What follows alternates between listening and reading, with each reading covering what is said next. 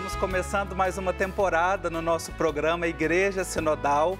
Depois de termos refletido sobre os desafios da primeira Assembleia Eclesial da América Latina e Caribe, nós queremos acompanhar, refletir e também aprofundar os temas que vão surgindo na caminhada sinodal. Após a realização da escuta nas igrejas locais e a elaboração da síntese de cada país, a atual etapa do Sínodo busca um processo de encontro, escuta, diálogo e discernimento em nível continental. E para nos ajudar nessa reflexão, nos processos sinodais, eu tenho a alegria de receber hoje aqui no estúdio o padre Geraldo Luiz Demore. Ele é jesuíta, mestre e doutor em teologia, professor na Faculdade Jesuíta de Filosofia e Teologia de Belo Horizonte e também é membro da Comissão Teológica do CELAM. Geraldo, muito bem-vindo à Igreja Sinodal. Saudações a você e também a todos os que nos acompanham. Ótimo, e para nos ajudar também, conversando aqui neste programa, está conectada conosco direto do Rio Grande do Sul, a irmã Cleusa Andreata. Ela é da Congregação das Irmãs da Divina Providência, mestra e doutora em teologia, professora na Universidade Vale do Rio dos Sinos e é também da equipe do Instituto Humanitas Unicinos, o IHU. Cleusa, bem-vinda novamente aqui ao Igreja Sinodal. Muito bom ter você aqui na conversa, viu? Que bom. Olá, Marcos. Olá, Padre Geraldo. É uma satisfação estar novamente aqui. Também uma saudação a quem nos acompanha depois na abordagem desse tema aqui. Ótimo. Bom, Geraldo, eu quero começar aqui abrindo a conversa, porque quando o Sínodo foi convocado pelo Papa Francisco, lá em 2001, ele era de 2021 até 2023. No ano passado, no mês de outubro, o Papa, ele prolongou, estendeu essa duração do Sínodo. O que nós podemos observar, ou o que quer dizer essa mudança do Papa Francisco? Eu tenho a impressão que o Papa, ele quer, como ele diz, é importante instituir processos. E eu acho que, para que a igreja seja sinodal, quanto mais a gente pode discutir isso também nas bases e que os processos possam, de fato, ser discutidos, aprofundados, chegar a consensos, resultados de discernimento, é melhor. Então, eu tenho a impressão que tem muitas resistências em muitos episcopados a esse caminho sinodal. Então, o Papa quer que essa ideia da sinodalidade, que é uma ideia antiga, faz parte, inclusive, da identidade da igreja, que ela possa realmente ser redescoberta e que as igrejas todas possam entrar no caminho sinodal. Essa é a minha opinião. Uhum. Bom, então é esperar, ver o processo acontecer e não apenas chegar com uma resposta, com um resultado pronto e dar como se o processo tivesse acontecido. Exatamente. Né? Inclusive, ele diz, o sínodo não é um evento. Uhum. Sínodo é um processo, ou seja, é algo que coloca a igreja permanentemente em, digamos assim, estado de vivência da escuta, do discernimento e também da missão, porque trata-se que toda a igreja se coloque em missão, porque a marca do pontificado dele é que a igreja realmente redescubra sua vocação constitutiva, que é ser missionária. Uhum. Olha aí que interessante para a gente perceber, né, como é que os processos vão acontecendo e às vezes a gente fica perguntando, às vezes indeciso, sem saber o que aconteceu para que o Papa mudasse esse processo, né? Então, vamos compreender, mais do que um evento, como disse o Padre Geraldo, é um processo, uma mudança de mentalidade que o Papa quer despertar em todos os cristãos, daquela que é realmente a natureza da Igreja. Cleusa, eu quero trazer aqui agora essa reflexão que vem sendo feita nessa etapa atual do Sínodo, né, da etapa continental. O documento traz no texto que a Igreja, nesse processo agora, ela deu os primeiros passos do regresso de um exílio, cujas consequências dizem respeito a todo o povo de Deus. E afirma, se a Igreja não é sinodal, ninguém pode sentir-se em casa. Como é que nós podemos olhar para essa afirmação? Me parece algo bastante forte, né? Se a igreja não é sinodal, ninguém pode sentir-se em casa. Bom, para começar, a gente pode lembrar aqui que a forma sinodal, ela é uma marca da igreja já desde suas origens. Mas para trazer esse tema aqui no espaço dessa reflexão, é bem importante nós olharmos para o documento que nos é oferecido agora para a fase continental e que é resultado, quer dizer, é o resultado da escuta e do discernimento feito até aqui, que foi transformado, acolhido e elaborado num único documento. E nesse documento nós encontramos a imagem bíblica da tenda como um ícone do caminho feito até aqui, o que se expressa nesse documento e que quer inspirar a caminhada adiante, que é uma imagem tirada do livro de Isaías, capítulo 54, lá versículo 2, uma imagem da tenda em que no centro está o tabernáculo e essa tenda também está firmemente sustentada por estacas muito robustas, muito consistentes, ao mesmo tempo que mantém a forma ou a possibilidade de ser ampliada, movimentada, conforme as demandas e as exigências da missão. É uma imagem extremamente forte para falar de uma igreja sinodal, missionária, e que lida com uma caminhada eclesial desde o seu acontecer, na concretude de cada realidade em que a igreja está presente, onde ela desempenha a sua missão evangelizadora.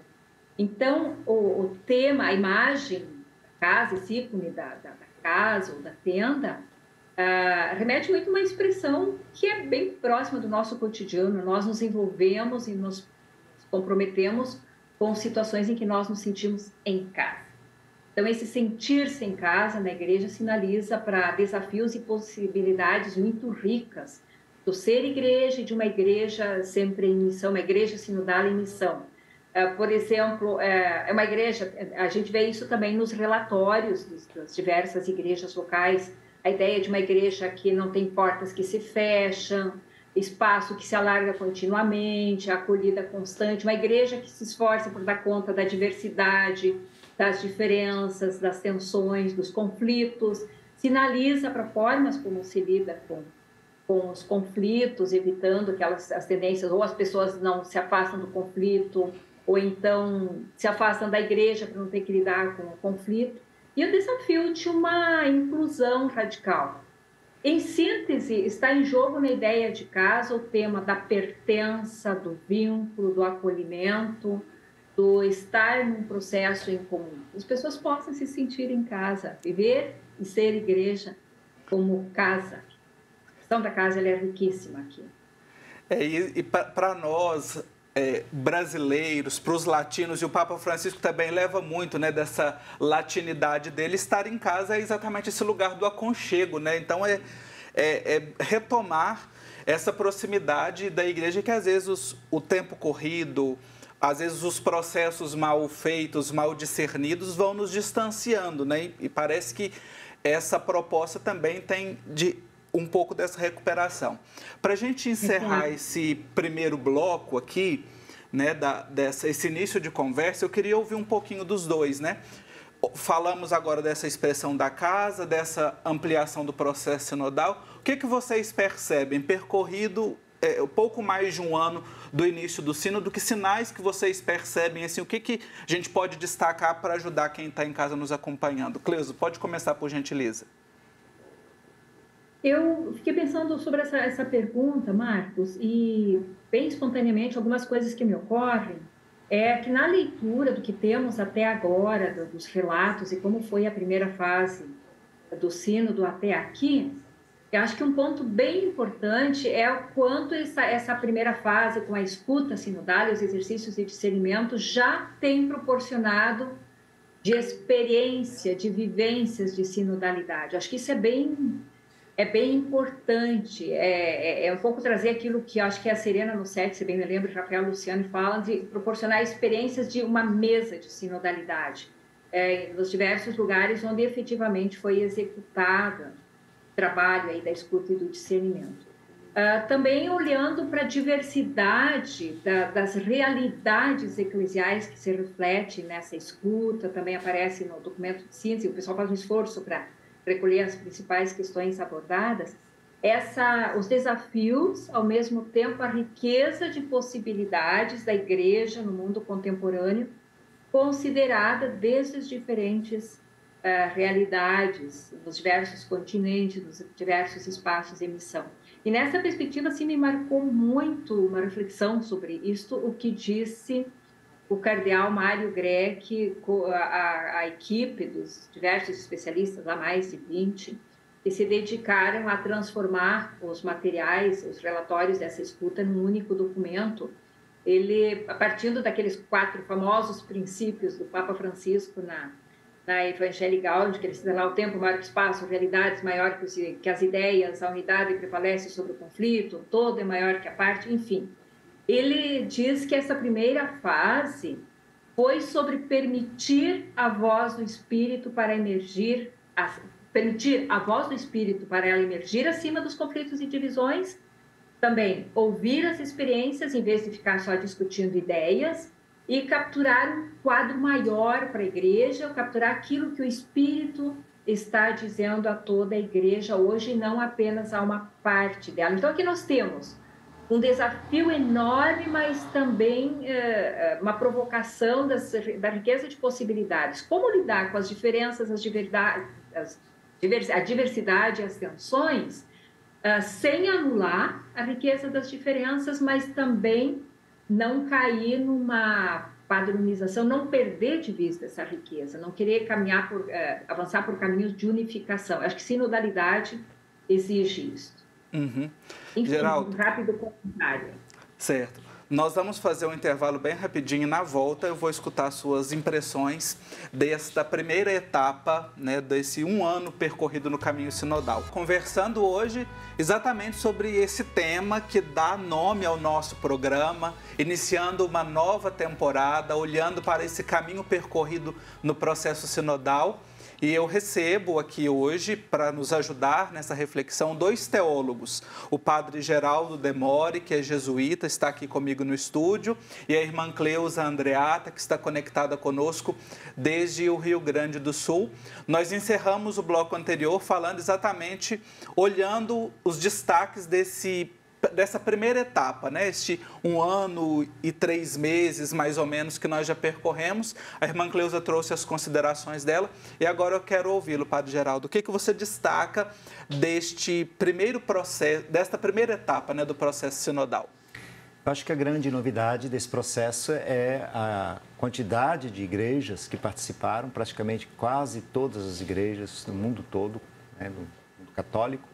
E acho que é o maior evento católico que nós temos.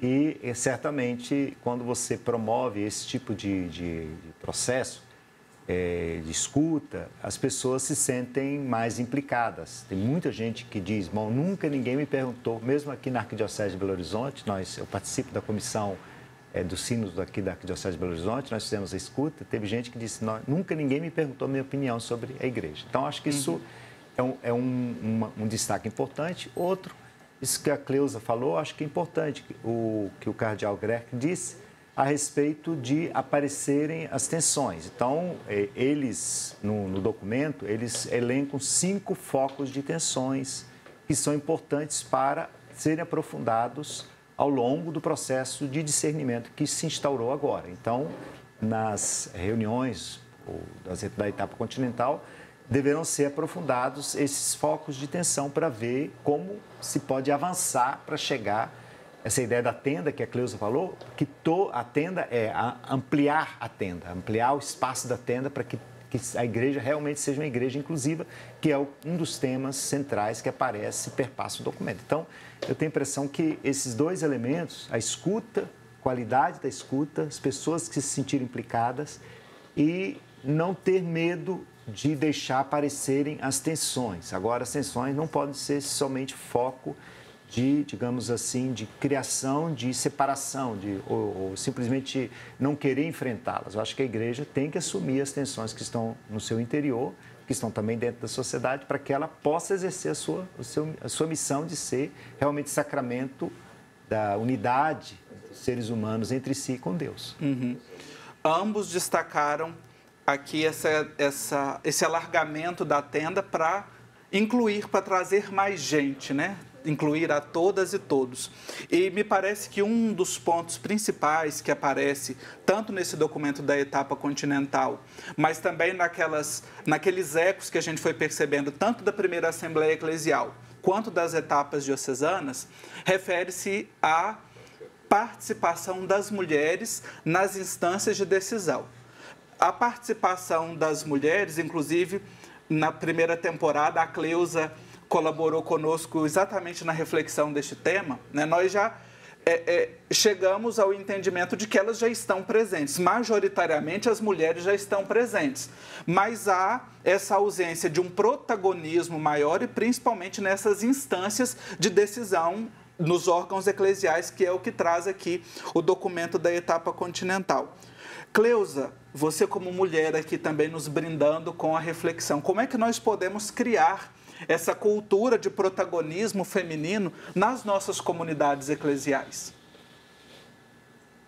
Então, de fato, já na minha primeira participação aqui, nós lidamos especificamente com esse tema. É um ponto de tensão, é um ponto que aparece, vem de todas as igrejas locais para ser discutido, inclusive com visões bem desiguais sobre o tema, né? Ao mesmo tempo com enormes convergências enquanto uma preocupação.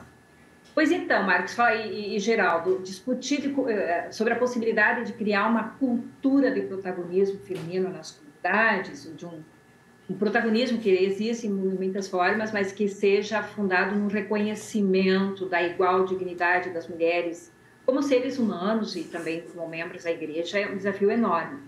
Porque eu gosto muito da ideia de noção aí entre os vários teóricos sobre cultura, naquilo que o Clifford Geertz nos diz, de que como que a cultura, enquanto lugar da nossa existência, enquanto produto de ações continuadas, em que nós vamos conferindo sentido e também assimilando os sentidos do nosso ser, do nosso agir, do nosso estar na socialidade que nos é própria. E aí a gente fica refletindo como transformar uma cultura que perpassa a sociedade, que perpassa a igreja, segundo o paradigma do patriarcalismo, do androcentrismo, que tem como uma marca essa consideração desigual das mulheres por uma posição de subordinação. Então, eu acho que compartilho com muitas mulheres que se dedicam a esse assunto, com o destaque, assim, com a ideia de quanto é importante apostar em processos de desconstrução de concepções, preconceitos, estereótipos que aprisionam as mulheres, que nos aprisionam e condicionam enquanto mulheres em nossa participação na vida eclesial e na sociedade como um todo, segundo os modos do patriarcalismo, os moldes, as concepções do patriarcalismo e do androcentrismo. Nós vamos trazer muitos desses pontos que o documento, né, destaca. Hoje eu trouxe só esse aqui, que me parece um dos mais pungentes, que está bem destacado lá no documento da etapa continental, chamado DEC, né? E agora, assim, nós, às vezes, para não correr o risco de transformar num evento, né, como é o temor e que não é a intenção do Papa Francisco, como é que nós podemos, Padre Geraldo, manter essa brasa acesa? Isso que foi despertado em pequena ou em maior medida nas nossas comunidades, esses pontos, né, que o sínodo vem trazer, essa mentalidade, essa cultura sinodal, como é que as nossas comunidades, principalmente quem está nos acompanhando, pode trazer isso para o seu cotidiano? Bom, eu vou dar dois exemplos de duas dioceses onde eu acho que, sim, interessante o processo que está sendo vivido. Aqui, a Arquidiocese de Belo Horizonte, eu acho que é interessante, todo o processo de escuta levou uma espécie de discernimento e o Vicariato para Ação Pastoral, ele traçou uma espécie de caminho que tem a ver com a escuta. Ou seja, a escuta não foi só uma coisa pontual que aconteceu lá para mandar um relatório para a CNBB, que, por sua vez, mandou relatório para Roma. Não foi uma ouvidoria, né? Exatamente. Isso está tendo uma espécie de reverberação, está tendo uma repercussão na igreja arquidiocesana. E outro é uma igreja do interior do Maranhão, de Imperatriz, que decidiu fazer um sínodo a partir da provocação levantada pela escuta, a primeira escuta que foi feita lá, eles decidiram fazer um sínodo, trazendo as questões candentes que foram aparecendo na escuta. Então, eu acho assim, são dois exemplos, eu diria assim, mais institucionalizados, mas a sinodalidade, ela acontece no cotidiano. Eu acho que se nós queremos viver como cristãos, todo o processo da sinodalidade é como a gente caminha junto com o diferente, com o outro, que faz parte da mesma comunidade de fé. E às vezes a gente está numa sociedade cada vez mais individualista, a gente cada vez mais não quer saber do outro. A gente quer estar na nossa zona de conforto, a gente quer só que predomine a nossa opinião, as nossas ideias, ou que a gente quer impor a nossa ideia, né? Uma perspectiva de polarização da sociedade, que às vezes também está dentro da igreja. Então, como nós, se nós somos realmente discípulos e discípulos de Jesus de Nazaré na igreja, pelo batismo, temos a mesma dignidade, como nós, então, reconhecemos que o outro irmão, a outra irmã, também fazem parte da mesma comunidade de fé. Então, eu vou abrir dentro de mim, isso que fala, abrir o espaço da tenda é também abrir espaço dentro do próprio coração de cada fiel, de cada pessoa, para que possa acolher o outro, para que possa deixar-se enriquecer pelo outro, para que possam construir juntos a comunidade de fé, tanto na dimensão celebrativa quanto nas dimensões principais, que são o agir, que se traduzem no agir cristão, através de vários engajamentos da comunidade no seu lugar. É isso aí. Retomando essa reflexão tão importante, né? Com duas pessoas que entendem, conhecem muito bem, que trouxeram muitas luzes, eu quero agradecer ao Padre Geraldo Demore, jesuíta, teólogo, pela contribuição aqui no programa. Geraldo, muito obrigado. Obrigado, Marcos, pelo convite, e a gente, assim, gostaria que todos os que acompanham esse programa pudessem se sentir realmente participantes dessa Igreja Sinodal. Isso. Irmã Cleusa, muito obrigado também pela sua contribuição no programa. Eu que agradeço a oportunidade de nós também interagirmos aqui, ajudando a divulgar essas possibilidades de uma igreja sinodal, e desejo uma boa caminhada adiante. Também nessa série de trabalhos e publicação de reflexões através dessas gravações, para que o povo possa ir, sim, o povo de Deus possa ir se envolvendo cada vez mais nessa reflexão. Obrigada. Isso. O Padre Geraldo e a Irmã Cleusa são membros do Serviço Teológico Pastoral, que é um grupo que idealiza este programa e que nos ajuda também a manter viva essa necessidade de reflexão da Igreja Sinodal. Nosso programa de hoje está chegando ao fim e você pode conferir todos os nossos programas no YouTube. Procure @Igreja Sinodal, reveja e compartilhe com todas as pessoas. Eu espero você na próxima semana. Nós vamos dedicar alguns programas em homenagem aos 10 anos de pontificado do Papa Francisco. Até lá!